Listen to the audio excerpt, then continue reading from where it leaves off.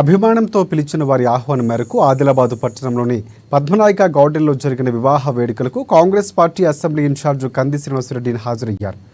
సామన్ పెళ్లి నవీన్ లహరి వివాహ వేడుకల్లో పాల్గొని నూతన వధూవరులను ఆశీర్వదించారు. ఇక శ్రీనన్న పెళ్లి కానుకను బహుకరించి దీవించారు.